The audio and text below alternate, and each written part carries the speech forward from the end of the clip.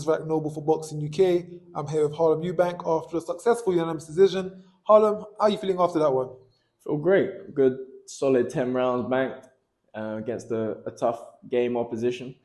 We took the shots for 10 rounds and, continued to press. And he took a lot of big shots to the head, hurt him to the body twice. And, all credit to him for persevering and contesting for the 10 rounds. And of course, throughout the weeks, there was a few setbacks in the sense that you had one opponent, they pulled out at, I think it was last 40 hours, you have a change in opponent. How did you take that mentally going into the fight, not knowing much about your opponent, and that it was something completely different of what you trained for? Well, there's a bit of uncertainty as things are going on, but just try and remain focused and try and reinforce the things that I'm doing in the gym to fight to the best of my ability, regardless of who's in front of me. But these things happen in boxing, and you've got to try and take them in your stride, and continue to put on a performance. And it was a tough opposition that took a lot of heavy shots, and full credit to him for battling through them 10 rounds. Now, of course, when you started professional, you didn't have, well, you said you didn't want to have all the name, the glitz and the glamour around you. You went up to Latvia, you took a fight, you started off on the small hall shows, and you've built yourself up. How does it feel now to finally be in the position where you're on Channel 5, you're headlining a show, you've got masses of audience coming out for you? How does that feel? Feels good. It feels like I've made my own path to a degree, and I've done it the hard way, the organic way, and it's these type of nights, where things happen. You get a last minute opponent, he's gritty, and you have to dig deep. And it's these type of nights that are building blocks for them bigger fights. And I'm very happy with the performance, and I think that I'm paving my own way in the sport, and I'm happy with where I'm at right now. Talk of big fights, 140 right now on the domestic scene is booming. You've got Adam Azim, who's with Boxer. You've got Darren Smith, who's the British champion currently with DAZN. How long to the likes do you think you'll be mixing up with these guys? Because I think these could be big fights if built with the right promotion. Yeah, I think it's an action-packed division. There's a lot of talent in this division, and that's exciting because that's what boxing's about.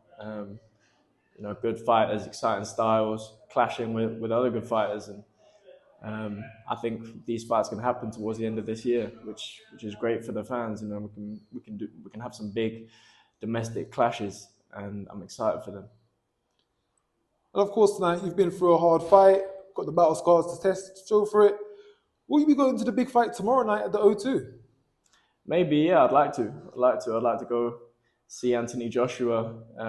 Make his comeback. I'm a fan of how he's conducted himself in his boxing career and taken on all challenges. I'd be excited to go and see his comeback and hopefully puts in that performance that he's capable of. Of course, Anthony Joshua has been a symbol or a pinnacle of British boxing for the last few years. How important is he to the whole scene of boxing, for boxers in his promotion, outside of his promotions, the smaller weights? How important is he to the British scene? I think he's great for boxing. He brings that commercial, side of things to the sport.